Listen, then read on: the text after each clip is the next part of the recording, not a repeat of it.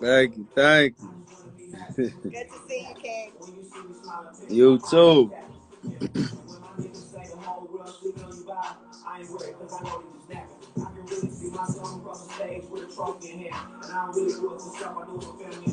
Welcome to the face behind the brand.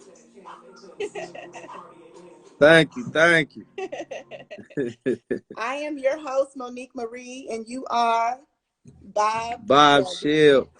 Shelb. Go by Bob Shelb, man. Bob Shelb. Okay, I'm adding my B onto it. Bob Shelb. Oh yeah, oh yeah. So I'm so excited to see you tonight. As you know, after we talked before, I'm just, again, very, very impressed with your sound. As you see, I went all the way back in your discography, um, Hey, which is incredible. So how was your day today? it's a good day. I've been in the Yeah. studio all day. I'm in the studio right now. Really? Oh my goodness. Yeah, we in the studio, mics everywhere. I see Yeah. you. Oh my God. Well, I appreciate you taking the time out tonight. So talk about Bob Shelb, and I know you from the 313. So tell us more about Bob Shelb. I'm a normal dude. Yeah. I'm a normal guy, man. My name is Bobby Shelby. Mm-hmm. Um, it wasn't no more sweet rap names left, so I just really want the one my mama gave me. Absolutely. So so I went with Bob Shelby. Yeah. I mean, I kind of stick to myself. I do Mm-hmm. this music thing because I like doing it. I feel like I'm good at it. Mm-hmm. I keep a small circle. I mean, I Mm. usually be with the same group of people or my Yeah. family. Yeah. And that's really me. I just grind. I stick with the same people. I'm representing the crew right now. PVO, positive vibes only. Okay. I like that. I got my boy Tuck. I got Tuck stuff on right now. Representing what's going on, Tuck. Shout out to You Tuck. And speaking of Tuck, you came into Better Days, which is something I'm hoping we could talk about a little bit. Um, Amazing collaboration between you two. Appreciate it. Appreciate Amazing it. collaboration. So when can we expect that entire project? Man, me and Tuck.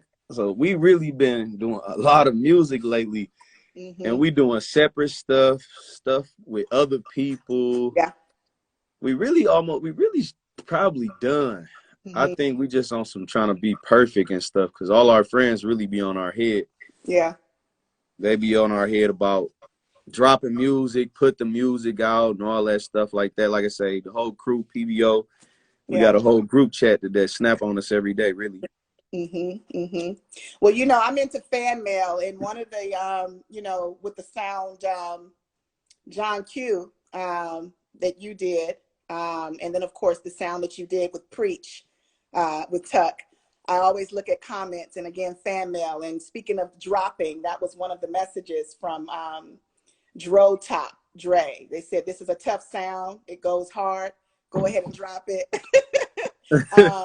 It has that Wale and Nipsey Hussle vibe. So I mean that's a really big compliment, Yeah.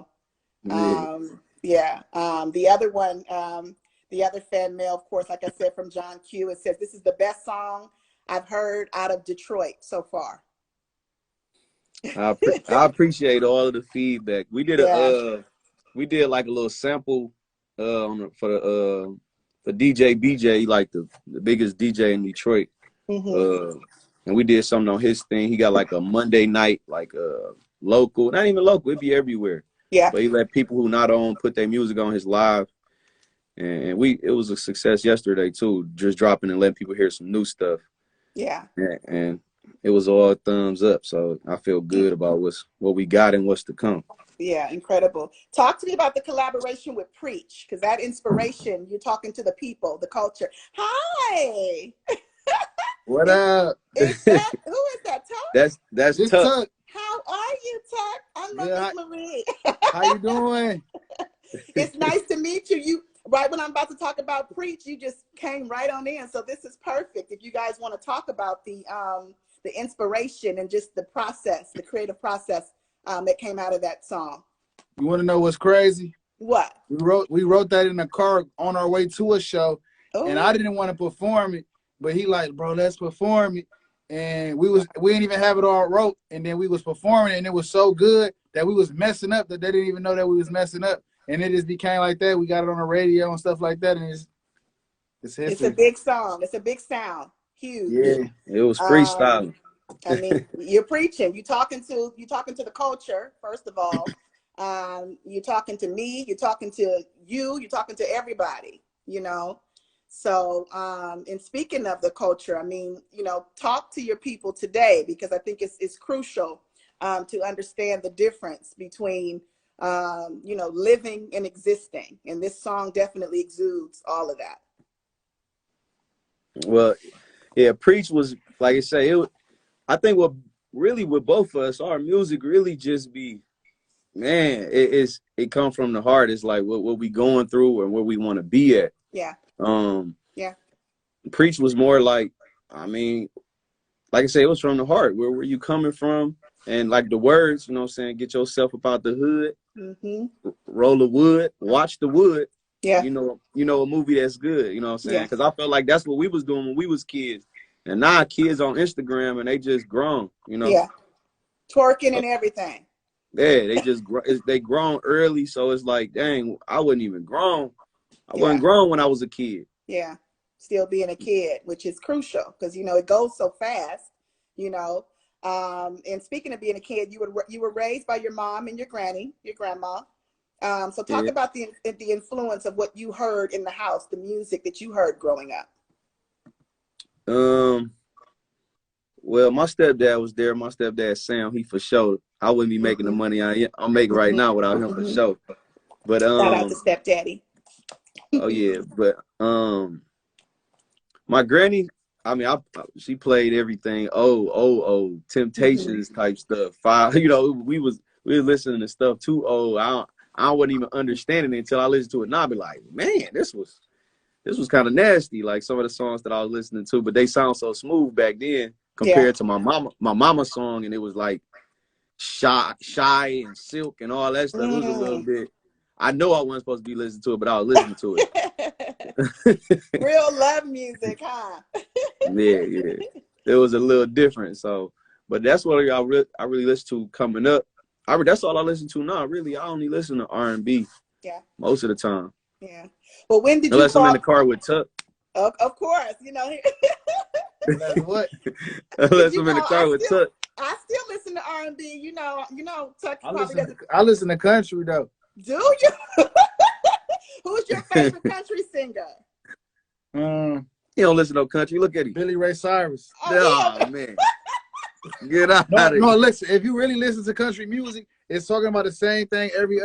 It's the same thing. Yeah. I really think that's where like rappers and R&B artists, I think that's where they really get their concept of music from.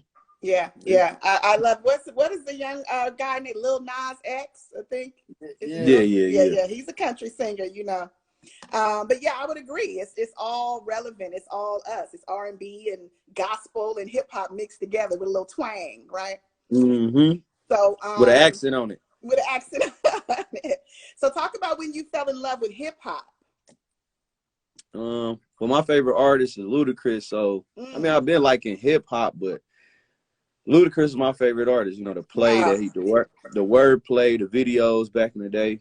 Yeah, that's what really made me want to watch. When I was little, it was The Box on TV. Yes. It was called The Box, where the music came on at. It was right before like 106 and Park and stuff. So like I say, I used to listen to Ludacris, and that's what really made me like really want to rap. Yeah, absolutely. You know? Absolutely. I love Ludacris. I was listening Ludacris, Nelly, you know, all them. That was like, you know, the whole... I listened to Nelly, but man, I just listened to Nelly again recently and was like, man, I don't think I like Nelly no more. But back then I did. Because they playing that one song, you know, they just playing that song. That's like the anthem for 2021 coming in. That's it. So it's 2021. You know, you're a Black man. You're raising an intelligent Black son. So one king raising another king in the 21st century. What is that like for you? I would say scary, but I ain't been scared yet. I probably won't be scared until I let him go off on his own, because I've really be overprotective. So of course. my son really don't do none of the stuff that I even did. Like, he 13 now. I still don't even let him. I ain't letting him lead the neighborhood in the bike. Yeah. You know, like when me, my mama had to scream, and then somebody else would scream, and somebody else would scream till it finally get to the basketball court. Yeah. That's how it happened with me. Like my son, nah, I ain't letting him go nowhere. I'm too scared of the stuff that happened. People disappear with your kid. So I really ain't too scared. But I think at my age now and the stuff that I learned since I've been like 28 to my age now, just learning finance and stuff like that, I'm just embedding it in his head now. So right now it's just teaching them how to be a owner, you know, right now. Yes, I love that when you spoke about that, and I think you should kind of embellish our audience a little tonight and those who will watch this later, because, you know, we were taught to, and I shouldn't say everybody, but the majority, you know, was taught to spend, you know, and not to save. So talk a little bit about what you're teaching your young king, you know, at this early age of 13, with credit and money and such. So yeah, like with me, the things I was getting into, it really wasn't about saving or nothing. It was really just about who can look the best, how much stuff I can buy and spend, and even with money, I didn't appreciate what credit was. You know, like say, I'm just not learning this stuff, and like, dang, like buying a house or getting a house built, man, they don't care if you got $1 million in the bank account. It's like you got to show where it's coming from, unless you want to pay for it all up in cash.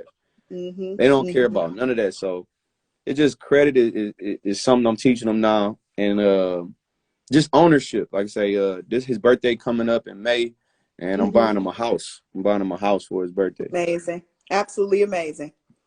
Congratulations! Look, congratulations to the young king, because he'll see this.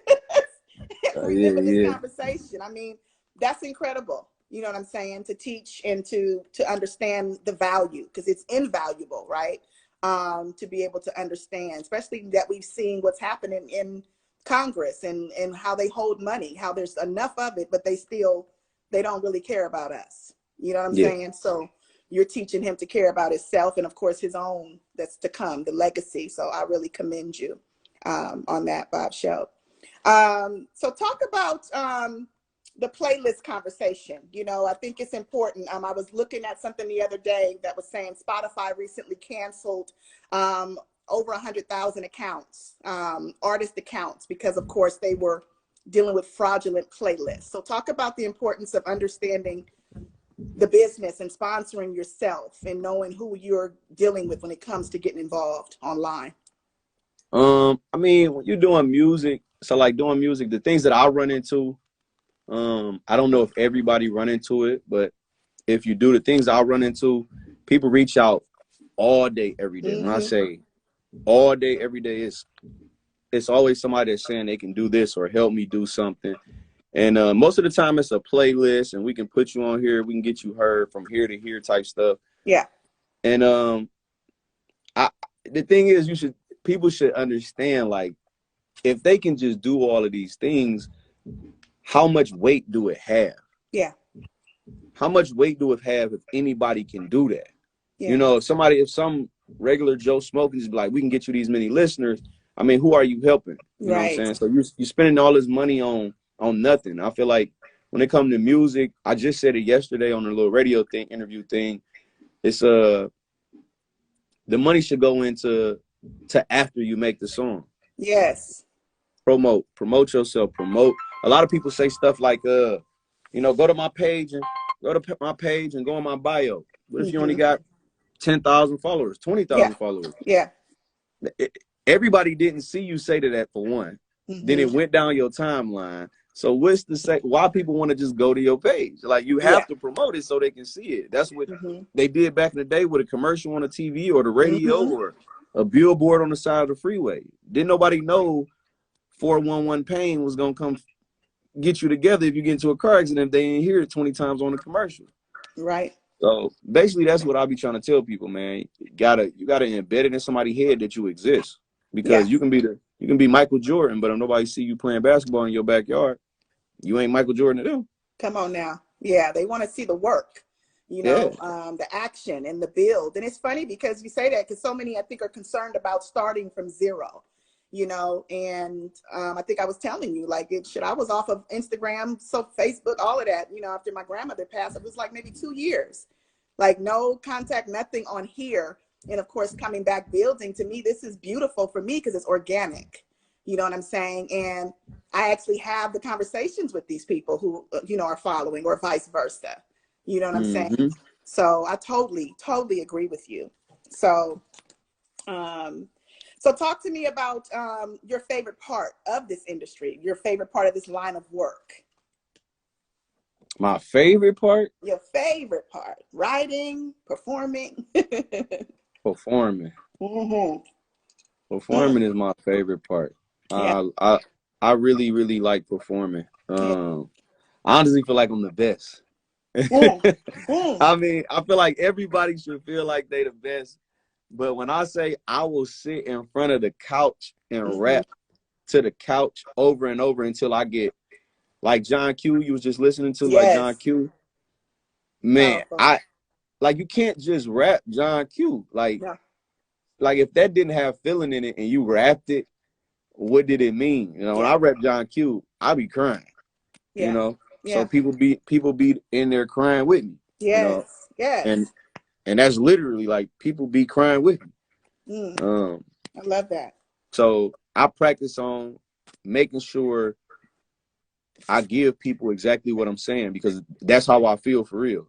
So I want people to understand how I feel. I don't want to get lazy because I'm used to the song, so I'm just rapping it. So I got to keep practicing on this. This was the emotion that created the song. Yeah. I like so that. I keep practicing on that emotion. Yeah. There's a saying, music is what, feeling sounds like. Like literally, this is what feelings sound like. Man, it's so many, it's songs, like, especially if you're a singer or you can't sing, especially if you can't sing a song, and when that song come on, and when you get to the parts that you can't hit, so you just be like, yeah. that be the feeling. Are you getting to that good breakup, boy? Turn Usher on. Yeah. Ooh, let it burn. Huh? You in a room by yourself, man. You be in that boy messed up off them lyrics. Swearing it was you be thinking you sung that junk. Yeah, and then it takes you back to that time. I think every sound is timeless. So, when you talk about John Q, it's like every song is timeless, in its own sense. It's like it could take you back to that moment, even if it's like my first time hearing the song this week. And like I said, it's just, it's been on repeat because I like to listen to, for one, the lyrics. I'm like, it's knocking. I told you I'm born and raised from Oakland, California. So 808s are very important to me. Oh, yeah.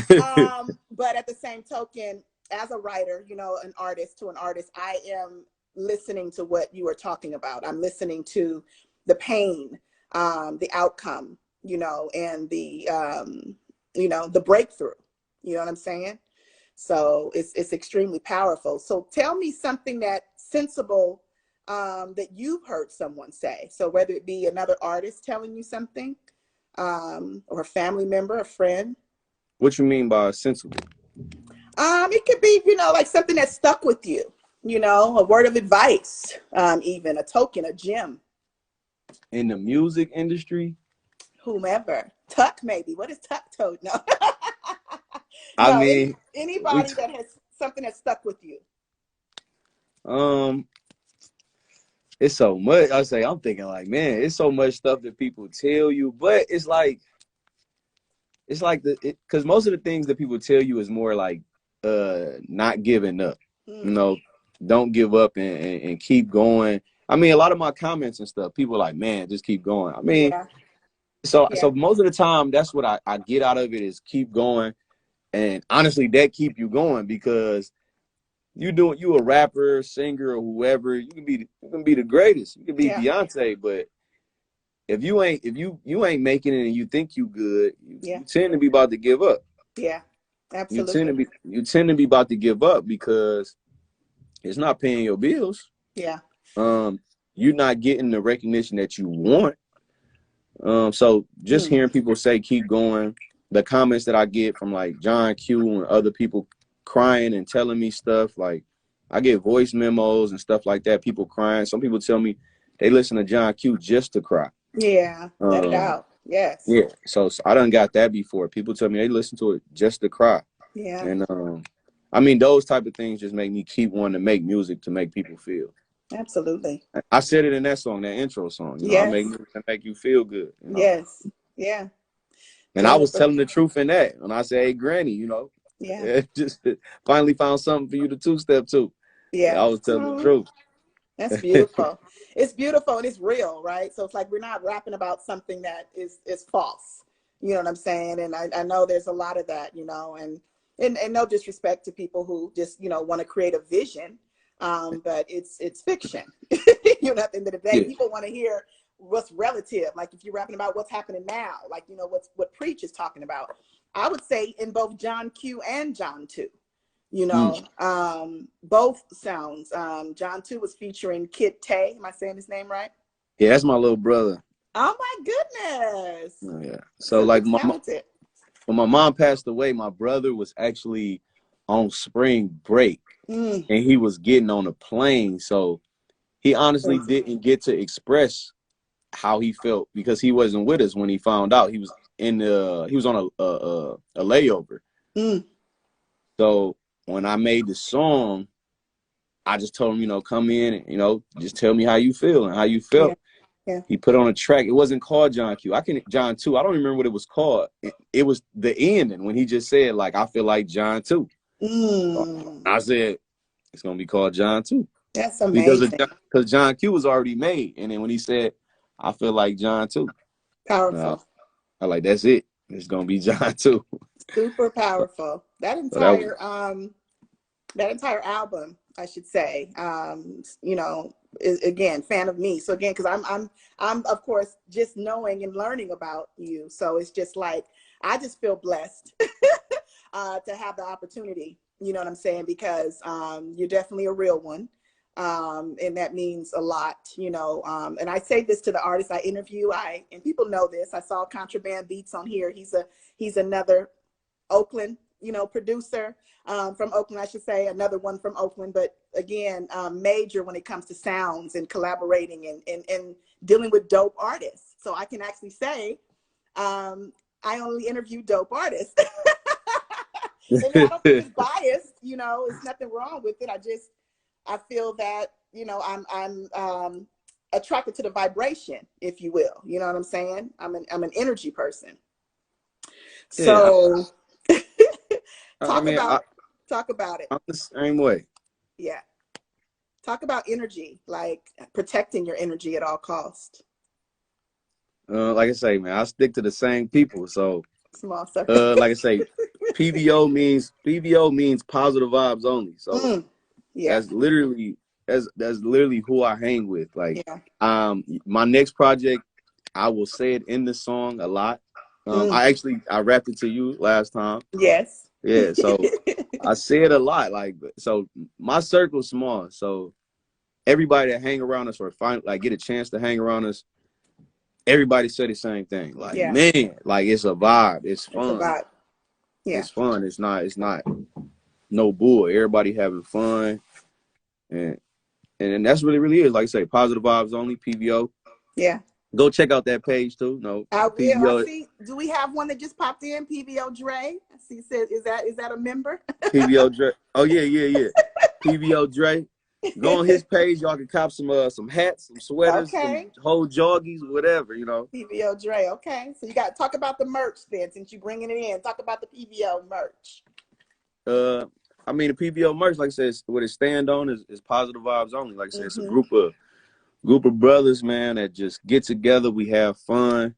We all got goals. We talk to each other. Yes. I ain't never been around a bunch of people dudes, men that say I love you. You know what I'm saying? Yeah. And amazing. And really it's a lot in there. Yeah. I'll be in there like, bro, y'all okay, man? We gotta stop the much stuff. But no, it's love all day. You know what I'm saying? People express how they feel. If they ain't agreeing with stuff, they say it.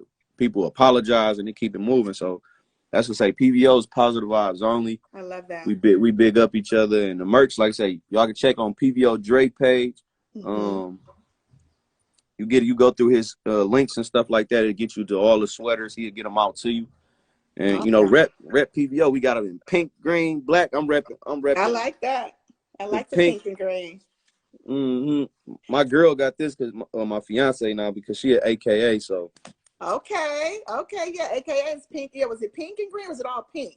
It's pink and green. I guess it's a different color, but it's not green. Pink. It's you know, they get crazy about their colors. Yes, all pink, all pink. I'm definitely into wordplay, so I'm gonna shoot off some words to you. I might shoot off a few terms, and I want to know what's the first thing that comes to mind when I say these words to you. Okay. Humility. First thing to come to mind? Me. Yeah. Yeah.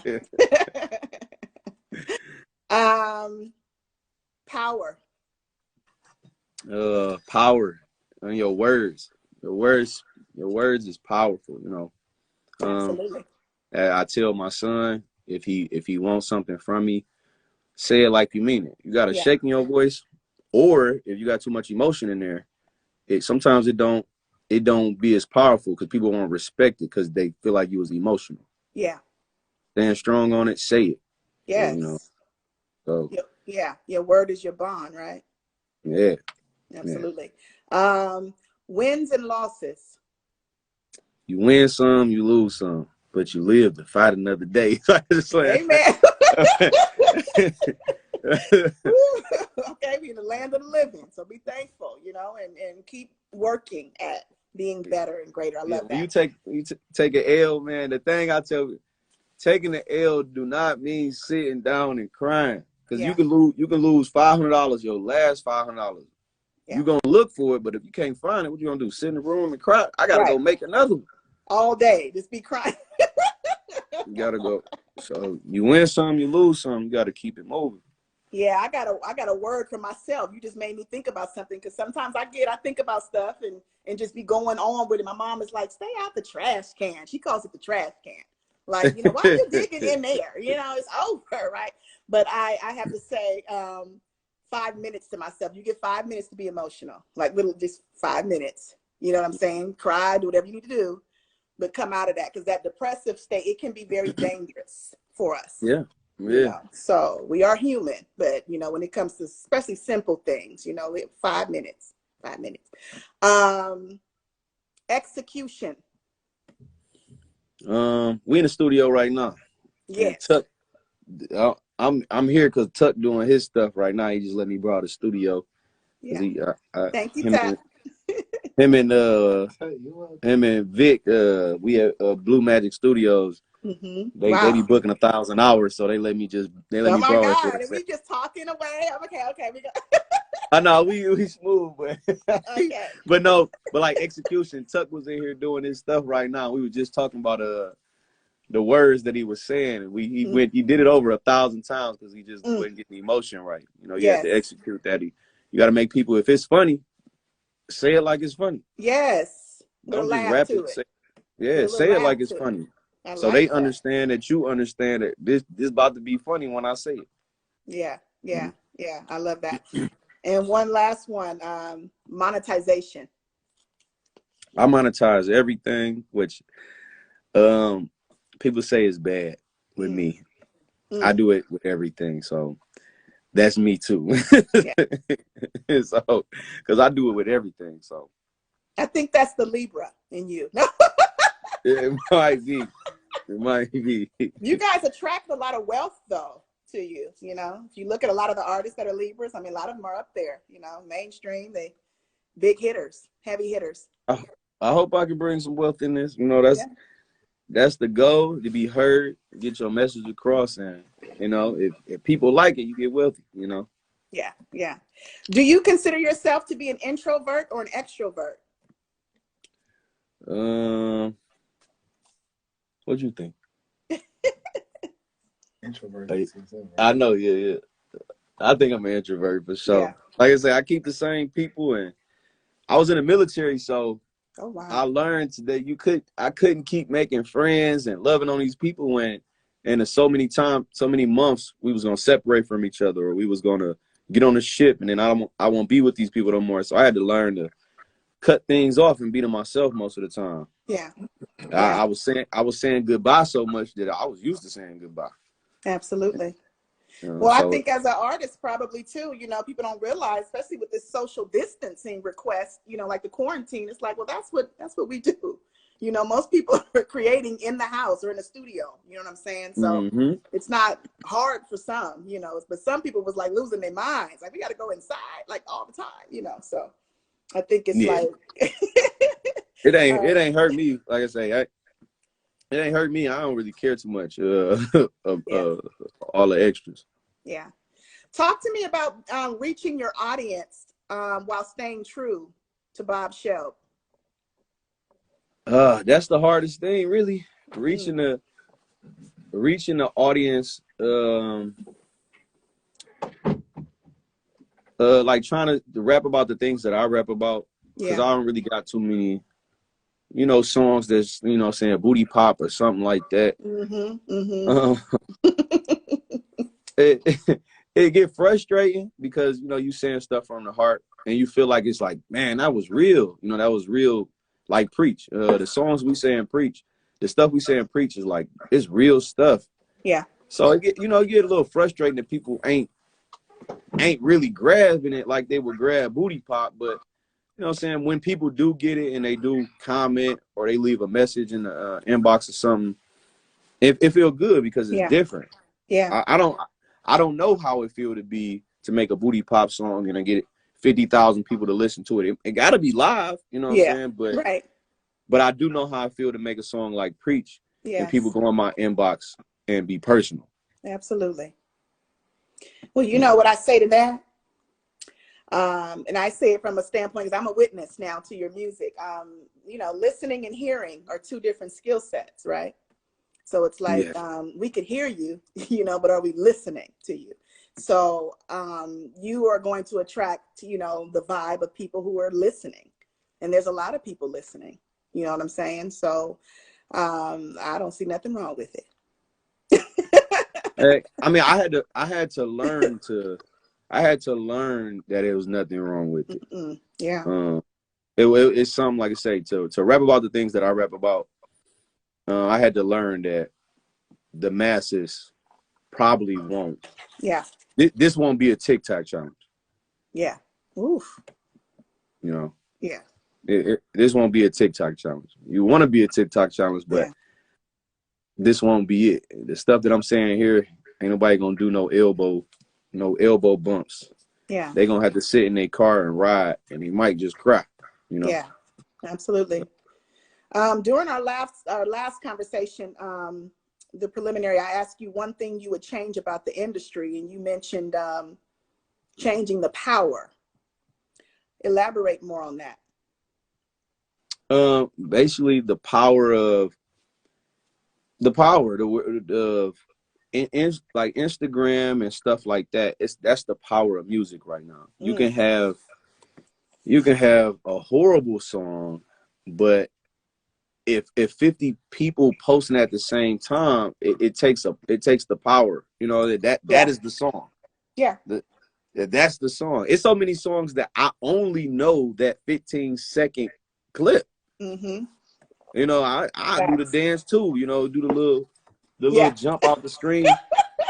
I only know those parts of those songs. So to me, that's the power right now. That has the power in music right now. 15 seconds is all you got. Yeah.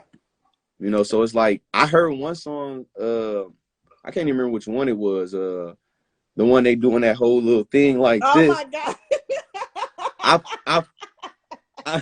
I finally heard the whole song the other day, and I liked the song, but I was like, dang, I didn't know it was a real song. Right. To me, songs start to be commercials or something in my head because I only know those 15 seconds. 15 seconds. Yeah, it's commercialized. It's commercialized music, you know. Then it kind of makes you wonder, though, well, how long were you expecting for it to last? And then it's like, well, is it important anymore for a song to be timeless, for it to last? You know, or is it just that 15 minutes, that 15 seconds of fame, you know? I can't blame them. That's feeding family. Yeah, Yeah, it's so big. I can't blame them. That's feeding their family. These people making a lot of money doing it. It's just hard for me to do it. I actually tried. I tried to be, you know, funny or play with the music. I just can't do it. Some people like, oh, that's the easy part. I just don't know how to do it. I think if you just be yourself, you know, the funny stuff naturally will come out. That's just when you're being yourself, anything that is funny, you know, will come out naturally, you know? Yeah, because I can't do it. I can't do the whole TikTok. I mean, like I said, I tried to make a song.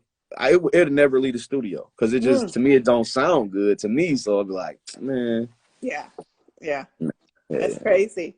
Is failing less equal or more important than succeeding? Failing is more important. And the timing on failing is a great thing. If you fail early in life, say you just so happen to you go to the military, you get a bonus when you go in, you know, 20, 30,000 at 17, 20, 30,000. You thought that was a lot of money. So you blew it. Yeah. It's good to learn that early, that you failed. So, you know, you're 25, you know how to use that same 30,000. Absolutely. So if you get $1 million at 35 and you've been winning your whole life, and all of a sudden you get $1 million, you might blow through that $1 million. You don't even know what it takes. You don't know what it feels like to lose it. Yeah. But if you done lost everything and been on your knuckles, you're gonna get that $1 million and and be like, woo. And gonna act like a broke. You're gonna act like a broke person. That $1 million, you're gonna be like, you still gonna be buying the same stuff. You ain't gonna be like, oh, let me go get $1 million house and have $1 million bills. Like, bro, you just you got $1 million. You don't make $1 million. Yeah, come on. And that's what I try to tell a lot of people. Like, man, what you got and what you make is two different things. So you going broke right now. You had $1 million yesterday. Now you got 999,000 today. You going broke. It was $1 less, but you're going broke because you ain't making it. Wow. And because you know, with $1 million house, what is that? $3,000 electricity bill, water, you know. And that's people problem. People problem is success at the wrong time.